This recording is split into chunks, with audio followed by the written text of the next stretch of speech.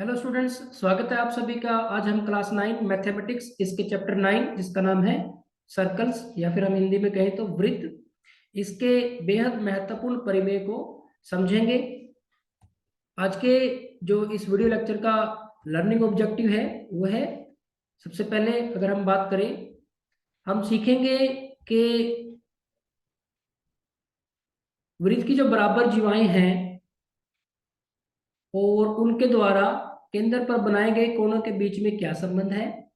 Second, वृत्त के केंद्र से जीवा पर डाला गया लंब और जीवा के बीच में क्या संबंध है। और तीसरा, वृत्त की बराबर जीवाएं और उनकी केंद्र से दूरी के बीच में संबंध को हम इस लेक्चर की सहायता से समझने का प्रयास करेंगे। तो आइए देखते हैं। सबसे पहले थ्योरम 9.1 या परिमेय 9.1, एक बेहद महत्वपूर्ण परिमेय। इसमें कहा है कि वृत्त की बराबर जीवाएं केंद्र पर बराबर कोण अंतरित करती हैं।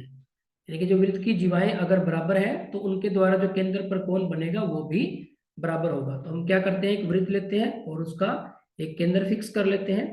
तो जैसे ये आपको रेड में नजर आ रहा है, ये वृत्त का केंद्र, हम इसको नाम दे देते हैं O। तो ये वृत्त का केंद्र हो गया। इसकी दो बराबर जीवाएं लेते हैं, एक हमने एक जीवा ले ली AB, ठीक इसी तरह से एक जीवा ले ली CD। अब जो जीवा AB है उसने जो वृत्त के केंद्र पर कोण बनाया वो बनाया AOB, और जो जीवा CD है उसने जो वृत्त के केंद्र पर कोण बनाया वो बनाया COD। तो ये हमारे पास कोण AOB हो गया और ये हमारे पास कोण COD हो गया। तो जो परिमेय है, जो थ्योरम है, वो क्या कह रही है, इसके रिजल्ट को अगर हम समझने का प्रयास करें तो इसमें कहा गया है कि वृत्त की बराबर जीवाएं, यानी कि यदि जीवाएं बराबर हैं तो सबसे पहली बात, जीवा कौन कौन सी है हमारे पास, AB और CD। तो अगर AB जीवा CD जीवा के बराबर है तो हमें क्या मिलेगा, तो जो कोण होगा केंद्र पर अंतरित कोण, यानी कि कोण AOB, ये भी बराबर होगा किसके, कोण COD के। तो इस बराबर जीवाओं ने जो केंद्र पर कोण अंतरित किए वो भी क्या होंगे, बराबर होंगे। और अगर तीन जीवाएं बराबर है या चार जीवाएं बराबर है तो उनके द्वारा जो केंद्र पर कोण बनेंगे वो भी सभी आपस में बराबर होंगे। जैसे कि अगर हम यहाँ पे बात करें तो यहाँ पे हमने तीन जीवाएं ले ली, जीवा AB, ठीक इसी तरह से जीवा CD और ठीक इसी तरह से जीवा EF। तो ये अगर हमारे पास जीवाएं बराबर है तो इनके द्वारा जो केंद्र पर कोण बनेंगे, तो कौन कौन सा कोण बनेगा, कोण AOB, कोण COD, कोण EOF, ये भी क्या होंगे, बराबर होंगे। जैसा कि इस चित्र में दिखाया गया है कि ये वाला कोण, ये वाला कोण और ये वाला कोण, ये तीनों ही कोण आपस में क्या होंगे, बराबर होंगे। तो ये हो गया हमारे पास थ्योरम 9.1 का रिजल्ट। ठीक इसी तरह से अगर थ्योरम 9.2 की बात करें तो ये 9 पॉइंट का रिवर्स हो जाएगा। यहाँ पे देखो क्या कहा गया है, यदि एक वृत्त की जीवाओं द्वारा केंद्र पर अंतरित कोण बराबर हो तो वह जीवाएं बराबर होती है। आपकी बार उल्टा हो गया कि अगर अंतरित कोण बराबर है तो वो जीवाएं आपस में बराबर होगी। 9.1 थ्योरम में क्या था कि अगर जीवाएं बराबर है तो केंद्र पर अंतरित कोण बराबर होगा। अब की बार क्या है कि अगर अंतरित कोण बराबर है तो जीवाएं भी आपस में बराबर होगी। तो चलिए हम एक वृत्त ले लेते हैं और उसका एक केंद्र हम फिक्स कर लेते हैं O। तो अब हम बात करते हैं, कोई दो जीवा है, अब की बार बराबर नहीं कहा गया है, कोई दो जीवा है, हम ले लेते हैं AB और CD।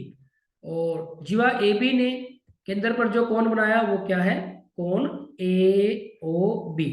ठीक इसी तरह से जीवा CD ने जो केंद्र पर कोण बनाया वो क्या है, COD। तो अब क्या कहा गया है कि अगर केंद्र पर अंतरित कोण बराबर है, इफ, यानी कि यदि केंद्र पर अंतरित कोण बराबर है, यानी कि AOB कोण COD कोण के बराबर है, तो क्या होगा, तो ये जो जीवाएं केंद्र पर कोण अंतरित कर रही हैं ये जीवाएं भी आपस में बराबर होगी। मींस AB जीवा किसके बराबर होगी, CD जीवा के बराबर होगी। ठीक इसी तरह से अगर तीन जीवाएं केंद्र पर समान कोण अंतरित करती हैं तो वो तीनों जीवाएं भी बराबर होगी। अगर चार जीवाएं केंद्र पर समान अंतरित कोण करती हैं तो वो चारों जीवाएं भी बराबर होंगी। अब यहाँ पे जैसे चित्र में दिखाया गया है कि ये तीन जीवाएं ली गई हैं, जीवा AB, इसी तरह से जीवा हम CD ले लेते हैं CD, और इसी तरह से हम जीवा ले लेते हैं ई एफ। तो अगर ये केंद्र पर समान कोण बनाती हैं, ये कोण, ये वाला कोण और ये वाला कोण, तीनों कोण अगर ये समान है तो ये जीवाएं भी आपस में बराबर होगी। तो ये तीनों जीवाएं, ये जो ए बी, इसको अगर हम ए बी मान लें, इसको बी सी और इसको सी डी, तो ये तीनों जीवाएं भी आपस में बराबर होंगी। तो हम कह सकते हैं कि जो ए बी जीवा है, जो सी डी जीवा है और जो ई एफ जीवा है वो आपस में बराबर होंगी। तो प्यारे बच्चों, ये बेहद इंपॉर्टेंट दो थ्योरम्स हैं, इनके रिजल्ट को आप ध्यान रखें, हमेशा प्रॉब्लम्स को सॉल्व करने में काम आएगा। तो आइए एक प्रॉब्लम देखते हैं इसी से रिलेटेड। यहाँ पे कहा गया है, दिए गए चित्र में यदि ए बी बराबर है सी डी, यदि ए बी और सी डी आपस में बराबर है तो कोण ए ओ बी ज्ञात कीजिए। अब देखो कोण ए बी, ये ए बी और ये सी डी, ये अगर आपस में दोनों बराबर है, यानी कि ये इसके बराबर है, तो आप देखेंगे ये वृत्त की जीवाएं तो है, ए बी और सी डी बराबर है, तो इनके द्वारा जो केंद्र पर कोण बनेंगे वो भी बराबर होंगे। तो ये आपके दिमाग में आ जाना चाहिए। यहाँ पे पूछा गया है कि कोण ए ओ बी का मान हमें ज्ञात करना है। कोण ओ ए बी का मान ज्ञात करना है, ओ ए बी, यानी कि इस कोण का मान ज्ञात करना है। प्यारे बच्चों, अगर आपके कॉन्सेप्ट क्लियर है तो आप इस क्वेश्चन को सिंपली ओरल भी ही सोल्व कर सकते हैं। अब आप देखिए कि हमें ये वाला कोण निकालना है। जब ये कोण 80 का है, कोण सी ओ डी 80 का है, तो कोण ए ओ बी भी तो 80 का होगा, क्योंकि जीवाएं बराबर है तो केंद्र पर अंतरित कोण भी बराबर होंगे। तो ये भी हमारे पास 80 डिग्री का होगा। तो अब अगर ये 80 डिग्री का है और देखो आप इस त्रिभुज में, त्रिभुज ए ओ बी में ए ओ और बी ओ या ओ ए और ओ बी, ये वृत्त की त्रिज्याएं हैं। तो वृत्त की कितनी भी त्रिज्याएं बराबर होती हैं तो इनके आमने सामने के कोण भी बराबर होंगे। तो जितना ये वाला कोण होगा, अगर हम इसको x मान लें तो ये भी तो x ही होगा, ये भी हमारे पास x ही होगा। और हमें पता है कि त्रिभुज के तीनों कोणों का जोड़ 180 डिग्री होता है। तो x प्लस 80 180 डिग्री का हो जाएगा। तो 2x जमा 80 बराबर 180, 2x बराबर है 180 माइनस 80 100 हो जाएगा। तो 2x हमारे पास 100 के बराबर है, तो x हमारे पास 50 के बराबर आ जाएगा।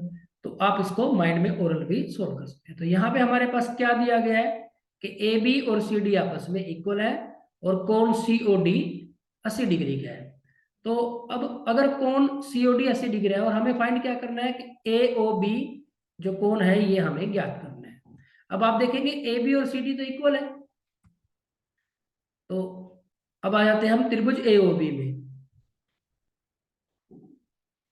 क्या है इसमें, कोण ए प्लस कोण ए, इसकी बात है ये वाला कोण, प्लस कोण ओ इस वाले कोण की बात है, प्लस कोण बी ये वाला कोण। तो ये 180 डिग्री के बराबर होगा, क्योंकि त्रिभुज के तीनों कोणों का जोड़ कितना होता है 180।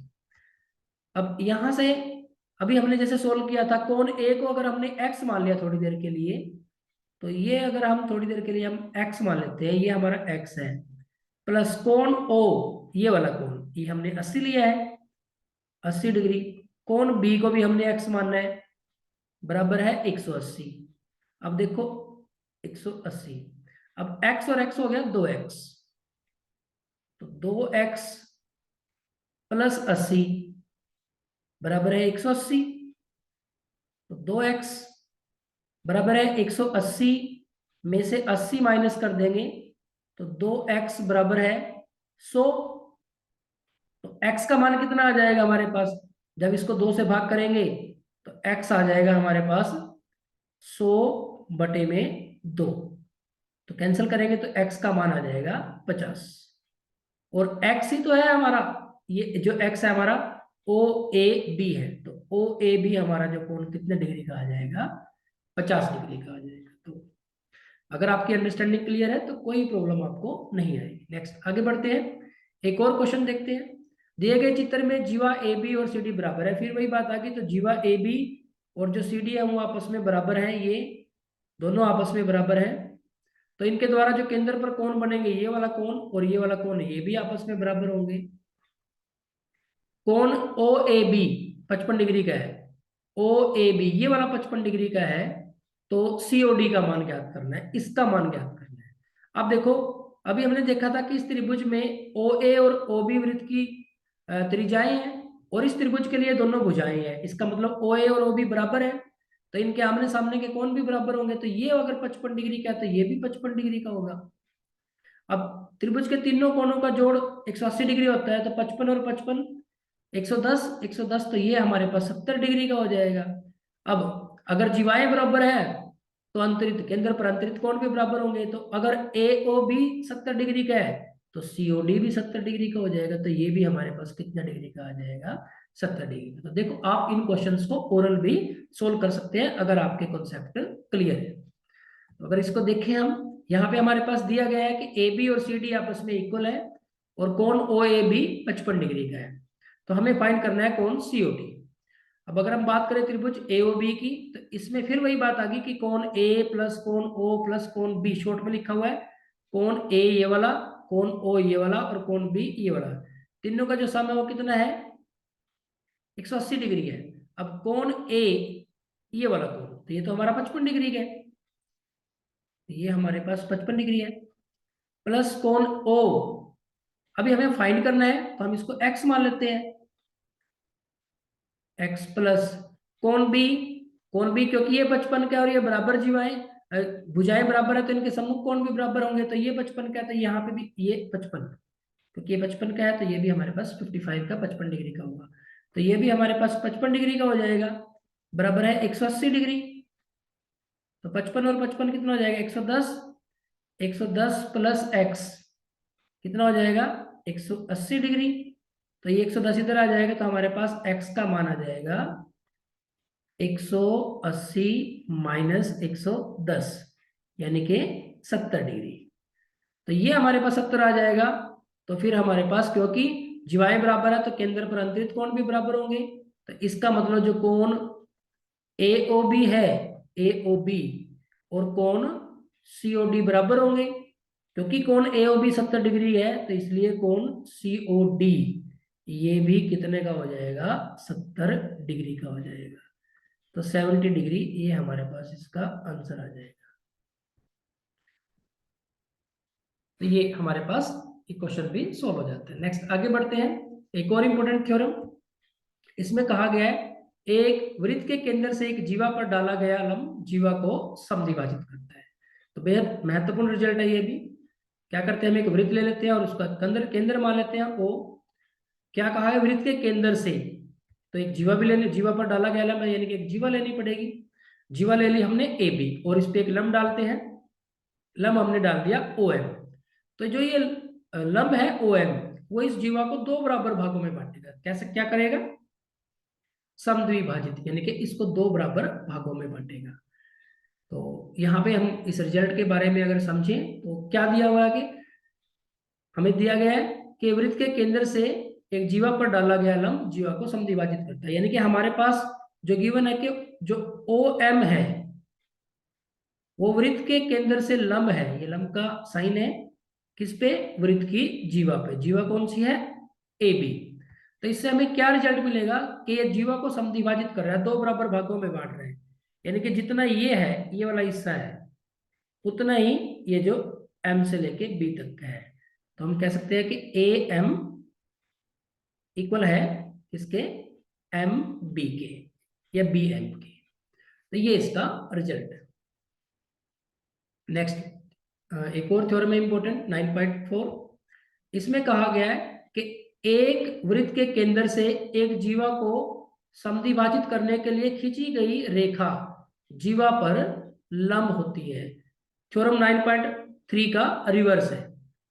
तो उसमें क्या कहा गया था कि वृत्त के केंद्र से जीवा पर डाला गया लंब जीवा को समद्विभाजित करता है। अब की बार क्या कहता है कि अगर एक रेखा जीवा को समद्विभाजित कर रही है तो वो रेखा क्या होगी, जीवा पर लंब होगी, तो 9.3 जो थ्योरम है उसका रिवर्स है। तो हम क्या करते हैं, एक वृत्त ले लेते हैं और इसका एक केंद्र ले लेते हैं, उसके बाद एक हम जीवा लेते हैं, कोई रेखा खींचते हैं ओ से केंद्र से ए बी पर, और वो इस तरह है कि वो जीवा को क्या कर रही है, समद्विभाजित कर रही है।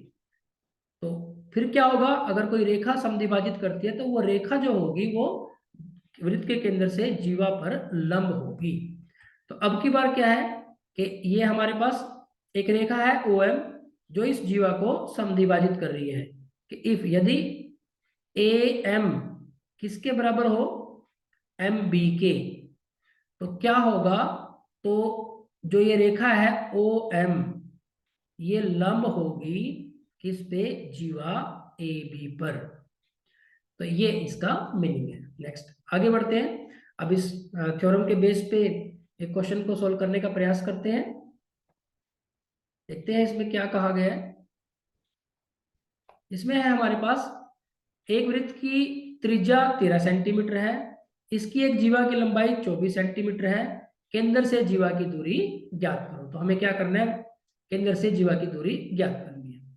तो सबसे पहले हम क्या करते हैं, एक वृत्त ले लेते हैं, और इसमें क्या है, वृत्त की जो एक जीवा है, जीवा की लंबाई कितनी है, 24 सेंटीमीटर, और क्या है, वृत्त की जो त्रिज्या है वो भी हमारे पास गिवन है। क्या करना है, केंद्र से जीवा की दूरी ज्ञात करनी है हमें। तो अब आप देखें इस क्वेश्चन को कैसे हल करेंगे।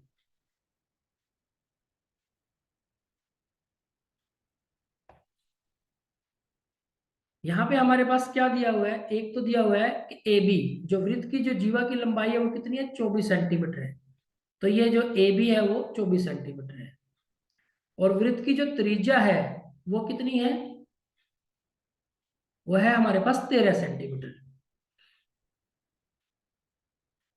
और हमें क्या निकालनी है, केंद्र से जीवा की दूरी ज्ञात करनी है।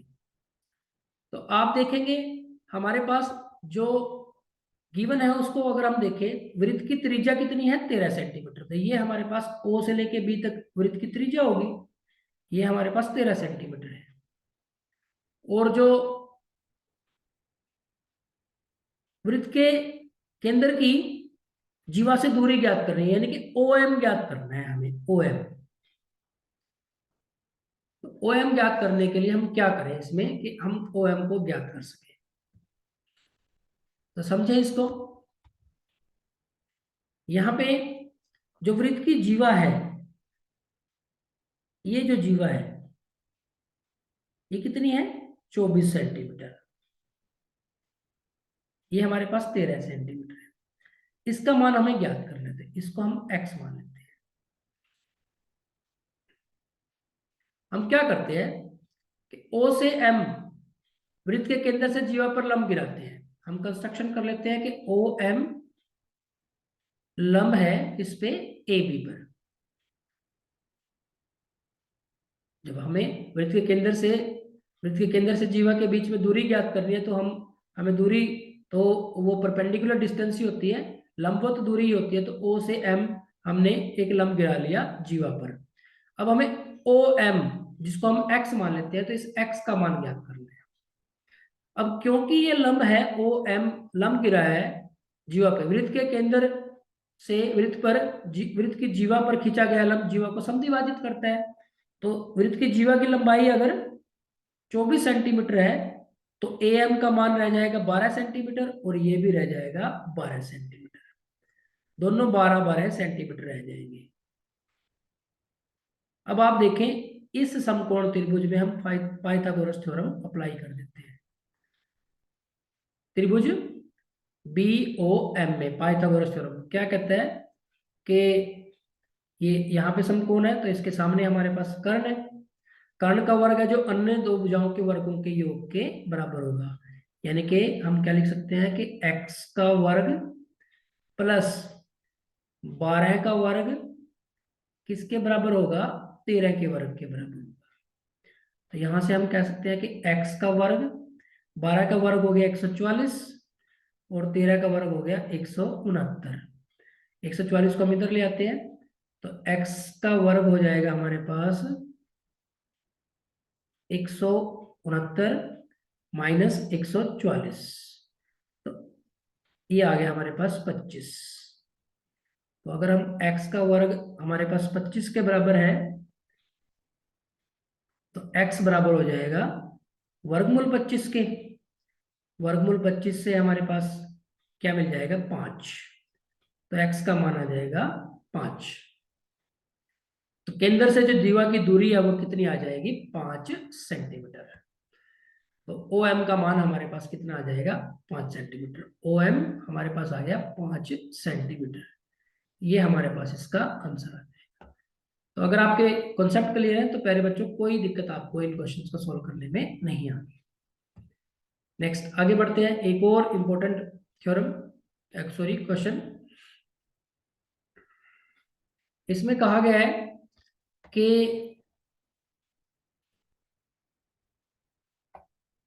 यदि एक रेखा दो सकेंद्रित वृत्तों, सकेंद्रित वृत्त मतलब जिनका जो केंद्र है वो एक ही जगह पे है, जिनका केंद्र एक ही है, ओ जिनका केंद्र ओ है। तो ये हमारे पास दो वृत्त हैं, आपको नजर आ रहे होंगे। एक वृत्त हम ले लेते हैं, C1 नाम दे दिया एक वृत्त का, छोटे वाले का, और बड़े वाले वृत्त को नाम दे दिया C2। इन दोनों का केंद्र है जो ओ पे है। एक रेखा दो से केंद्रित वृत्तों को जिनका केंद्र ओ है ए बी सी डी पर प्रतिच्छेद करती है। जो ये रेखा है, ये वाली जो रेखा है, इसका कोई भी नाम दे सकते हो, एल नाम दे सकते हो, यहाँ पे 2 पॉइंट लगा के उस तरह से नाम दे सकते हो। तो ये जो रेखा है, इसको वृत्त को, दोनों वृत्तों को कहाँ पे प्रतिच्छेद कर रही है, ए बी सी डी बिंदु पर प्रतिच्छेद कर रही है। तो सिद्ध कीजिए कि जो ए बी है और जो सी डी है वो बराबर है। तो ये जो ए बी है और जो ये सी डी है, ये हमें बराबर सिद्ध करना है। तो समझते हैं हमें प्रूव क्या करना है, हमें सिद्ध करना है ए बी और सी डी बराबर है।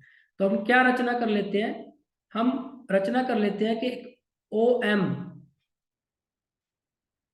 लंब गिरा देते हैं किस पे, एडी पर। एडी पर ओ एम लंब है एडी पर, इस पे एडी जो बड़े वाले वृत्त की जीवा है, एडी। देखो अगर ओ एम लंब है एडी पे, तो ओ एम लंब बीसी पर भी तो है, छोटे वाले की जो जीवा है वो बीसी है, बीसी।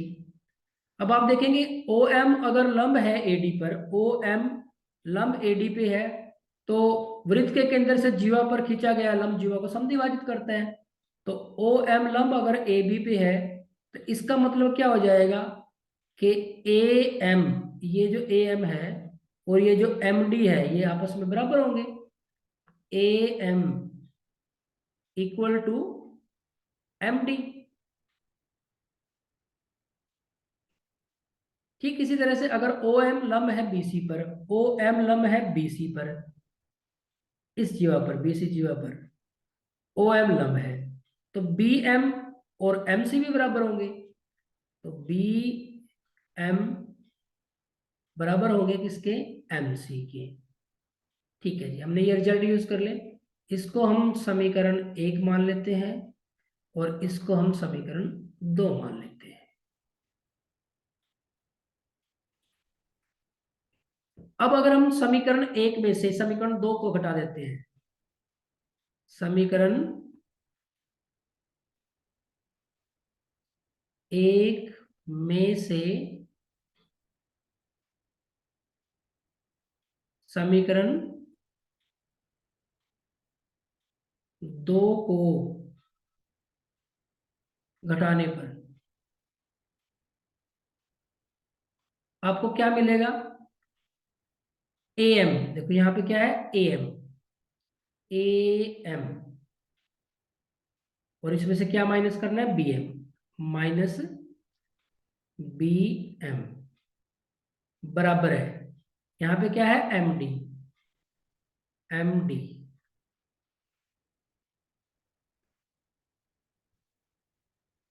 और राइट साइड में क्या है, एम सी।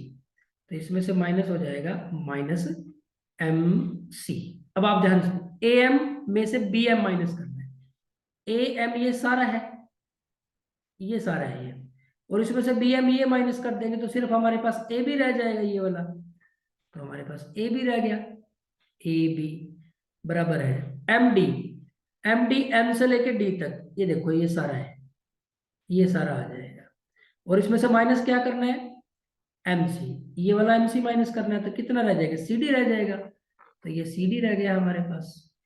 यही तो हमें प्रूव करना था, सोल्व हो गया। तो अगर आपके कॉन्सेप्ट क्लियर है तो कहीं भी आपको किसी प्रकार की कोई प्रॉब्लम नहीं आएगी। नेक्स्ट आगे बढ़ते हैं। एक और इंपॉर्टेंट थ्योरम इसमें कहा गया कि एक वृत्त की बराबर जीवाएं केंद्र से समान दूरी पर होती है। तो यहाँ पे कहा गया है कि अगर वृत्त की जीवाएं बराबर है तो उनकी केंद्र से दूरी भी समान होगी। तो बिल्कुल क्लियर, अब आपको कॉन्सेप्ट मुझे लगता है बहुत अच्छे से समझ आ गया होगा। हम एक वृत्त ले लेते हैं जिसका केंद्र ओ फिक्स कर लेते हैं, जीवाएं ले लेते हैं, एक जीवा ले लेते हैं ए बी और दूसरी जीवा हम ले लेते हैं सी डी। अब इनकी केंद्र से दूरी, तो दूरी की बात है तो लंबवत दूरी की हम बात करेंगे, तो जीवा ए बी की केंद्र से दूरी क्या ले लेते हैं, ओ एम, और जो जीवा सी डी है उसकी केंद्र से दूरी क्या ले लेते हैं, ओ एन।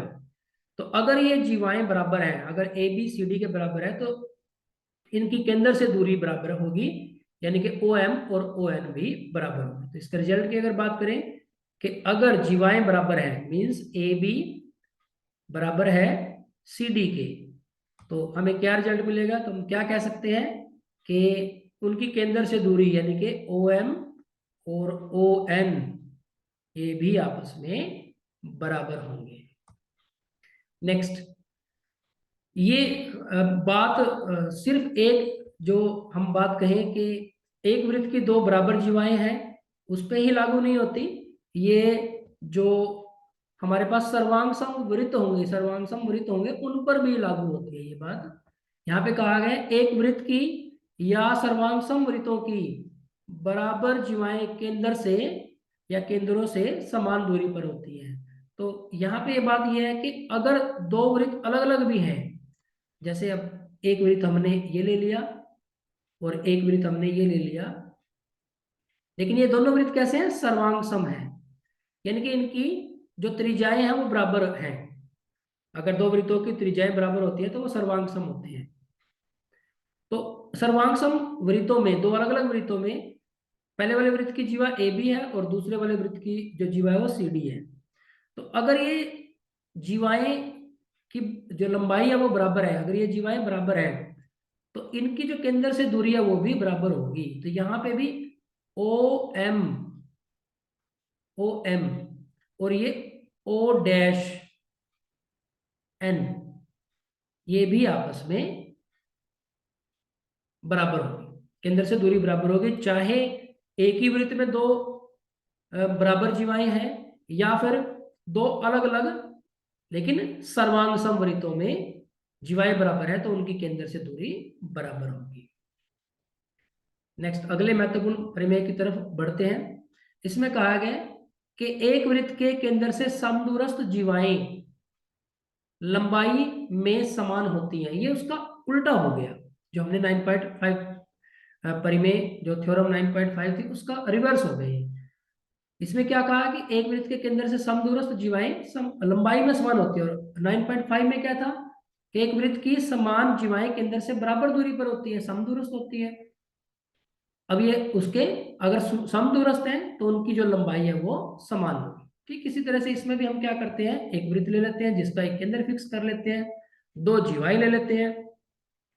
अब यहाँ पे क्या है, एक वृत्त के केंद्र से समदूरस्थ जीवाएं, जीवाएं कैसी हैं, समदूरस्थ है, यानी कि इनकी केंद्र से दूरी बराबर है। यानी अगर हम कहें कि ओ एम और ओ एन बराबर है, तो अगर केंद्र से दो दो जीवाओं की केंद्र से दूरी बराबर है तो वो जीवाएं भी आपस में बराबर होंगी। तो यहाँ पे हम क्या लिखेंगे कि यदि ओ एम और ओ एन, मतलब जीवा ए बी की केंद्र से दूरी और जीवा सी डी की केंद्र से दूरी अगर बराबर है तो ये दोनों जीवाएं भी आपस में क्या होंगी, बराबर होंगी। तो ये हो गया हमारे पास महत्वपूर्ण रिजल्ट थ्योरम 9.6 से। अब इसके बेस पे हमारे पास एक क्वेश्चन है। आप एक आकृति देख रहे हैं, इस आकृति में आप देखें कि आकृति जो आपके सामने दी हुई है इसमें कहा गया है आकृति में यदि ए बी 12 सेंटीमीटर है, ए बी का जो मान है वो 12 सेंटीमीटर है, यानी कि ये जो जीवा है इसकी लंबाई 12 सेंटीमीटर है। और क्या है, नेक्स्ट आपके पास गिवन है ओ एम और ओ एन बराबर है। ओ एम, ओ एम क्या है, जीवा ए बी की केंद्र से दूरी ये, और ओ एन, ये दोनों आपस में बराबर है, ओ एम और ओ एन आपस में बराबर है। तो सी डी की लंबाई ज्ञात करनी है आपको, इस सी डी की लंबाई ज्ञात करनी है। तो बिल्कुल सिंपल क्वेश्चन है। अब आप देखो ए बी का मान गिवन है, दिया हुआ है 12 सेंटीमीटर, और ओ एम और ओ एन भी बराबर दिए हैं, तो हमें क्या निकालना है, सी डी का मान निकालना है। अब आप देखो, अगर ओ एम और ओ एन आपस में बराबर हैं, तो अभी हमने थ्योरम में सीखा है कि अगर दो जीवाएं केंद्र से समान दूरी पर है, अगर दो जीवाएं केंद्र से समान दूरी पर है, तो वो जीवाएं आपस में बराबर होगी। अभी हमने थ्योरम, पीछे अभी जो थ्योरम की है, यहाँ पे देखो, वृत्त के केंद्र से समदूरस्थ जीवाएं, उनकी लंबाई क्या होती है, समान होती है। तो यही बात हम यहाँ पे अप्लाई कर देते हैं। तो इसका मतलब जो जीवा ए बी है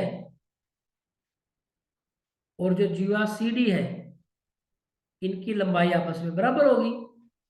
तो इनकी लंबाई, अब हमें हमारे पास देखो कौन से जीवा की लंबाई दी हुई है, ए बी की लंबाई दी हुई है। ए बी की लंबाई हमारे पास दी हुई है कितनी, 12 सेंटीमीटर। तो इसके बेस पे हम कह सकते हैं कि सी डी, इसकी भी लंबाई कितनी हो जाएगी, 12 सेंटीमीटर हो जाएगी। तो ये इसका आंसर आ जाएगा। तो प्यारे बच्चों, ये हो गया हमारे पास आज के इस वीडियो लेक्चर में। हमने चैप्टर 9 के 6 बेहद महत्वपूर्ण परिमेय के बारे में जानकारी हासिल की। आप इनको अच्छे से स्टडी करें और इन रिजल्ट को बहुत अच्छी तरह से समझ के क्वेश्चंस को सोल्व करने में इनको यूज करें। आज के इस वीडियो लेक्चर में इतना ही। Thank you very much.